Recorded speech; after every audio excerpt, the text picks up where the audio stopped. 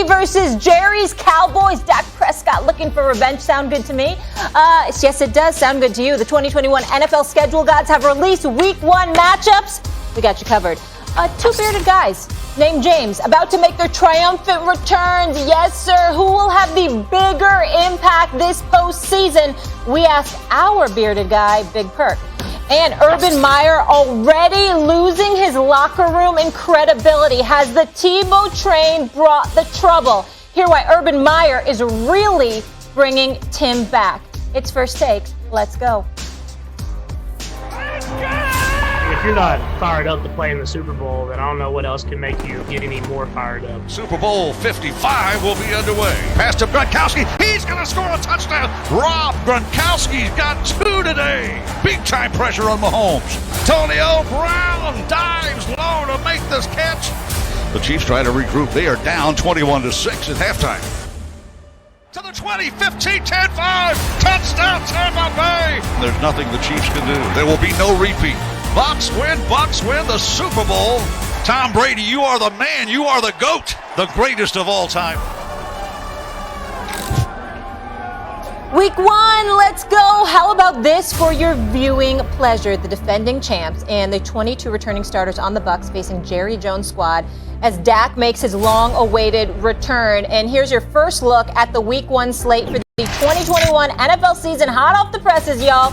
Obviously, we see Brady and the Cowboys, and that's where I want to start with you, Chris Canty, Super Bowl champ in the building. For this matchup, will the focus be a Tom Brady repeat or a Dak Prescott revenge tour? What's the biggest storyline for you? Molly, to me, it has to be Dak Prescott and him coming back from that ankle surgery. I mean, with the Tampa Bay Buccaneers and Tom Brady, we know what it's going to be for them. With Drew Brees stepping out of the NFC South, I mean, it's going to be a much more easier path for them in order to get to the Super Bowl. They're bringing everybody back. Like Bruce Arians said, they're not running it back. They're going for 2. We know that the Tampa Bay Buccaneers will be there in the end.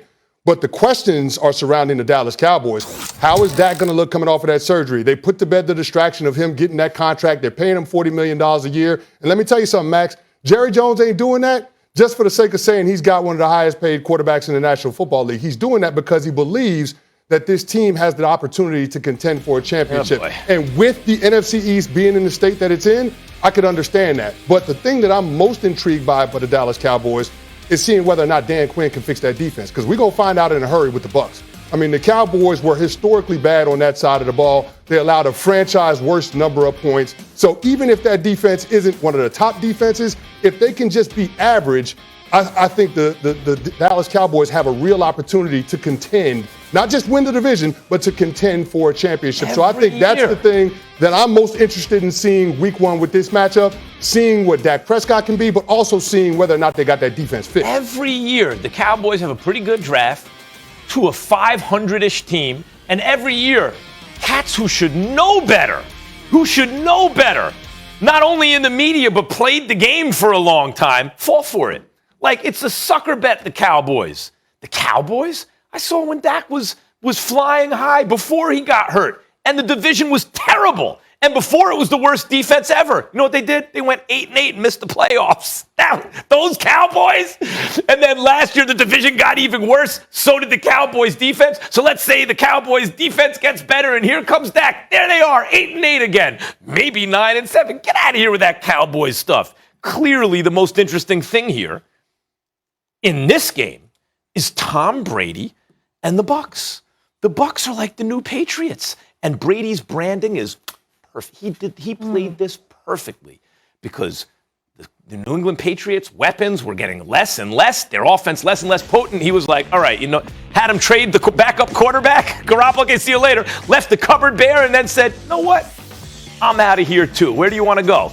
To the most loaded roster, the most loaded one, please. He goes down there, they win the Super Bowl, and now the Patriots way looks like the Tom Brady way, right? We feel about the Bucs in the preseason the way we used to feel about the Patriots. Think about this.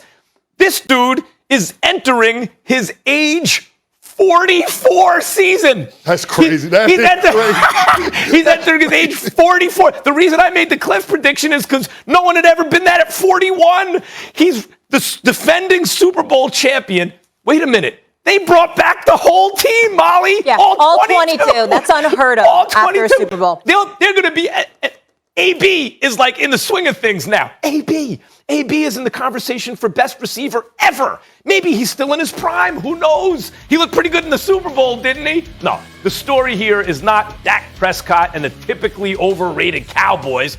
It's the defending champion Tampa Bay Bucks with 44-year-old Tom Brady going for his 8th ring. And no Drew Brees in the division either. No Drew That's Brees nice in for the him. division, Molly. But here's the thing. I thought Stephen A. was the only Cowboys hater on this show. I'm just finding out that Max is also a Cowboys hater. First of all, I started with the Dallas Cowboys. Where'd you win your Super Bowl? With the Giants. I also got paid there, so I got some allegiance to Big Blue.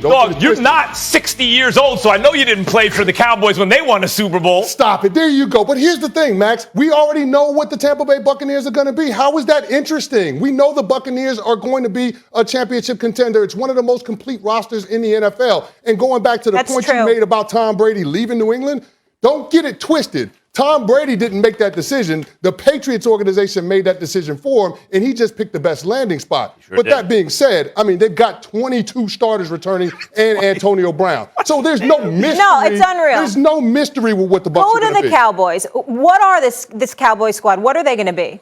I think they have the opportunity to be a championship contending team, but it just depends on what their defense is going to be. Listen, a lot of what we saw, contending, like NFC East championship or no. Lombardi? Molly, I'm talking about them winning the division and winning a playoff game, maybe 2, just depending on how things break. Playoff game? I mean, Chris, 2 years ago. Max. No.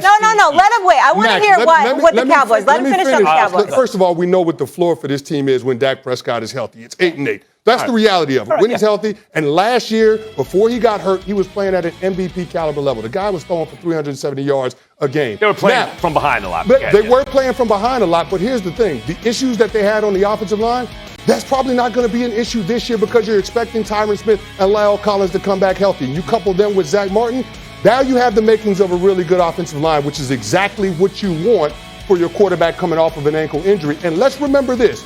When the Cowboys were a double-digit win team with Dak and Zeke on this squad, they were controlling time of possession. They were being able to establish and win the line of scrimmage and dictate the complexion of the game. They got to get back to that formula, Molly. And if they do, coupled with the defense making some improvement, then yeah, I believe that this team is not only capable of winning the division, but actually doing some damage in the playoffs. This is the problem with the Cowboys. This is what happens. They get out of proportion media coverage. You know why? We know it rates. The media knows the Cowboys rate, so we pay attention to them. And because they usually have pretty good drafts, it's not like they're a terrible team. They're usually a mid-pack team, even maybe high average. But we've invested so much time following them. Most teams have a lot of good players. We're just more aware of the good players on the Cowboys. But I will get back to the fact that 2 years ago, they had a ton of talent on offense and defense, and they had that whole offensive line. They don't have the whole offensive line anymore. This isn't your slightly older brother's offensive line, right? Which was the dominant one in the NFL. It's not. They got a lot of miles on that offense. They got a lot of miles. They have one guy who's not there. Like, it's not the same as it used to be. Exactly when they drafted 4 out of 5 years first-round offensive linemen. So that's depreciated a little. Zeke got paid. It didn't look the same since he got paid. What you saying? That money is slowing him down? All that money in his pocket? Let's be honest. It's weighing him down. The cash in his pocket Max, is weighing him down. why were the Patriots interesting last year? Because Tom Brady was on his revenge tour. That's what Dak Prescott's going to be doing this year, trying to prove everybody wrong. Tom Brady, the Patriot, or do you mean the Bucs? The Bucs, excuse me. Yeah. Tom Brady with the Bucs. Last year, he's on his revenge tour.